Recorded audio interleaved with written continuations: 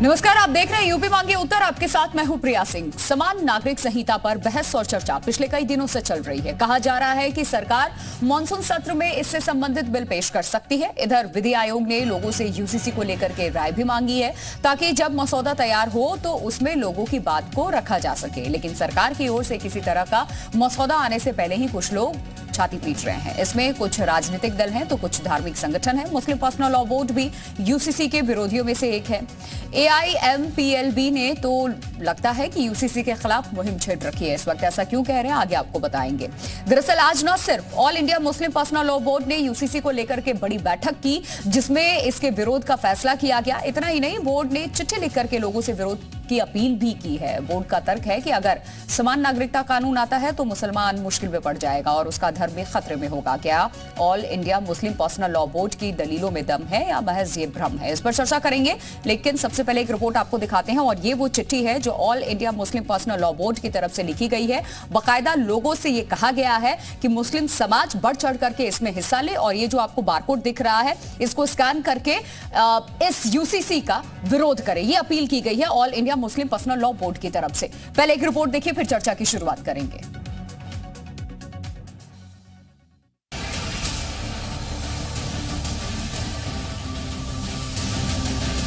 समान नागरिकता कानून का मुस्लिम पर्सनल लॉ बोर्ड एक सुर में विरोध कर रहा है।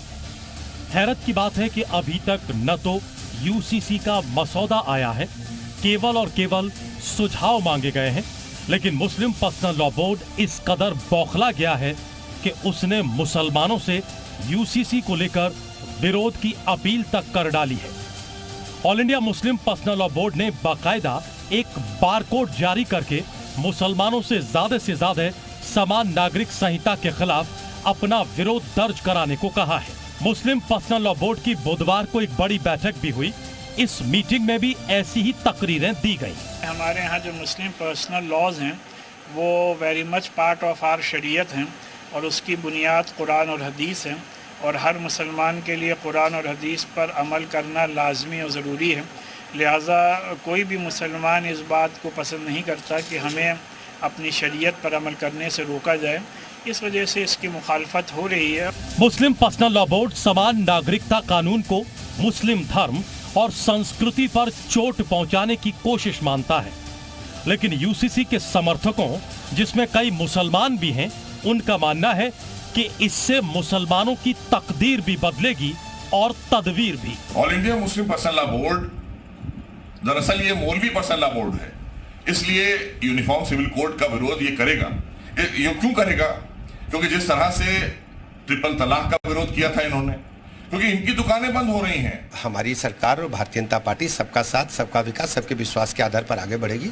हम सबको भरोसे में लेकर आगे बढ़ेंगे। राष्ट्रीय विधि आयोग ने जनता से सुझाव मांगा कि आप समान नागरिक संहिता पर निष्पक्ष राय दीजिए। उस निष्पक्ष राय को अपनी कट्टरपंथी, अलगाववादी और देश विरोधी सोच से प्रभावित करने का काम all India Muslim personal law board कर रहा है। आपको बता दें कि बीते दिनों प्रधानमंत्री नरेंद्र मोदी ने समान नागरिक संहिता का समर्थन करते हुए एक देश में दो कानून की व्यवस्था को खारिज किया था, जिसके बाद यूसीसी को लेकर अटकलें तेज हो गई थीं और तभी से पर्सनल लॉ बोर्ड और कट्टर मुस्लिम संगठन ने यूसीसी के खिलाफ प्रोपेगेंडा शुरू कर दिया है। ब्यूरो रिपोर्ट, जी मीडिया। तो चलिए, हमने आपको रिपोर्ट दिखा दी और आज कौन से वो सवाल हैं जो अब खड़े हो रहे हैं, खास करके all India Muslim personal law board की बैठक खत्म होने के बाद जो चिट्ठी उनकी तरफ से जारी की गई है। आज चर्चा में जो हम सवाल शामिल करने वाले हैं वो आपको बता देते हैं क्या वो अहम और बड़े सवाल है। सबसे पहला सवाल जो है आज का, यूसीसी का मसौदा आए बिना all India Muslim personal law board विरोध क्यों कर रहा है? अभी तक तो मसौदा भी नहीं आया उसका, लेकिन विरोध अभी से किया जा रहा है। दूसरा सवाल जो है आज का वो भी हम आपको बताते हैं, क्योंकि लगातार यूसीसी को लेकर के विरोध के सुर अभी से शुरू हो रहे हैं। समान नागरिक कानून से पर्सनल लॉ बोर्ड को परेशानी क्यों है, यानी कि यूसीसी से पर्सनल लॉ बोर्ड को परेशानी क्यों हो रही है? ड्राफ्ट के लिए कम से कम इंतजार करना चाहिए। विधि आयोग की तरफ से सुझाव मांगे गए हैं, सुझाव सब दिया जाएगा, उसके बाद एक ड्राफ्ट तैयार होगा। लेकिन पहले ही विरोध की अपील मुस्लिम समाज पर फैसला थोपने की कोशिश नहीं है क्या? क्योंकि आप सीधे ये कह रहे हैं कि आप इसका विरोध कीजिए। आगे वो चिट्ठी भी हम आपको दिखाएंगे। और जो सवाल हैं आज के वो भी मैं आपको बताती हूं, क्योंकि लगातार लोगों से, मुस्लिम समाज से खास करके ये यहां पर अपील की जा रही है कि आप इसका विरोध कीजिए। क्या विरोध की अपील से पहले मुसलमानों की राय जानी भी गई है कि उनसे सिर्फ विरोध करने के लिए कहा जा रहा है, उनसे अपील ये किया जा रहा है कि आप उसका विरोध कर दीजिए। मुसलमानों से उनकी राय पूछी भी गई है क्या कि आप उनको विरोध किस चीज का करने के लिए बता रहे हैं, आपने उनको सही समझाया है उस चीज को? क्या यूसीसी पर मुस्लिम पर्सनल लॉ बोर्ड भ्रम फैला रहा है? 2 लाइन उस लेटर में कुछ ऐसा जिक्र किया गया है जिसको लेकर के पूरी तौर पे वो जो लेटर है वो लोगों को भ्रम में डाल देने वाला है। ऐसी धर्म से, मजहब से रिलेटेड, संस्कृति से रिलेटेड चीजें वहां पर की गई हैं। क्या यूसीसी, आपको बता दें कि ट्रिपल तलाक के खिलाफ कानून का भी विरोध किया गया था, आपको याद होगा।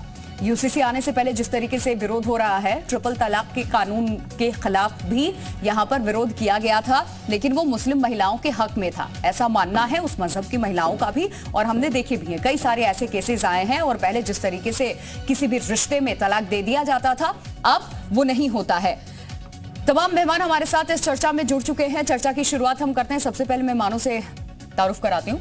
मोहम्मद अफाक है, मुस्लिम स्कॉलर हैं, और हमारे साथ शोएब सिद्दीकी है, मुस्लिम स्कॉलर। धीरेन्द्र सिंह, संविधान के जानकार, हमारे साथ जुड़े हुए हैं। आलोक अवस्थी हैं, भाजपा के प्रवक्ता हैं, और हिलाल नकवी है, कांग्रेस के प्रवक्ता हैं। साध्वी गीतांबा, हिंदू धर्मगुरु, हमारे साथ जुड़ेंगी। सबसे पहले इस चर्चा की शुरुआत तो मैं आपसे कर रही हूं। मोहम्मद अफाक, आखिरकार अभी से ही विरोध क्यों? और आज जो all India Muslim personal law board की तरफ से जो चिट्ठी रिलीज की गई है, उसमें 2 लाइन में जरूर यहां पढ़ करके सुनाना चाहूंगी, आप अपनी बात उस पर जरूर सामने रखिएगा। यहां पे ये बताया गया है कि किस तरीके से यूसीसी लागू करने का माहौल देश में बनाया जा रहा है। अलग अलग धर्मों और संस्कृतियों के इस देश को समान नागरिक संहिता के माध्यम से धार्मिक व सांस्कृतिक स्वतंत्रता पर चोट पहुंचाई जा रही है। ड्राफ्ट अभी तैयार भी नहीं हुआ, लोगों से राय मांगी गई है, और आप सीधे सीधे लोगों को यह बता रहे हैं कि ये कैसे आपकी धार्मिक स्वतंत्रता को यूसीसी खत्म कर देगा। बहुत अच्छा सवाल है कि हमारी धार्मिक स्वतंत्रता को खत्म नहीं कर देगा, कि पूरे भारत की परंपरा को खत्म कर देगा। ये यूसीसी जो है एक मुसलमानों को बार बार टीवी चैनल पे ला के हिंदुओं को भ्रमित किया जा रहा है, ईसाइयों को भ्रमित किया जा रहा है, पंजाबियों को भ्रमित किया जा रहा है कि मुसलमान को इतराज है, बल्कि इस देश के हर नागरिक को इस कानून से इतराज है। अब आप बताइए, गोवा में कानून है कि जिस बीवी के बच्चा नहीं होगा वो दूसरी शादी कर सकता है। तो खुले खजाने आप गोवा का कानून देख ली उठा करके, तमाम चीजें ऐसी हैं, मगर मुसलमानों को ला करके सामने फेस करके मुसलमान हिंदुओं को एक ये मैसेज देना है कि देखिए हम देश हित। अब क्या यहाँ हिंदू मुसलमान कर रहे हैं? यूसीसी को लेकर के जवाब दीजिए।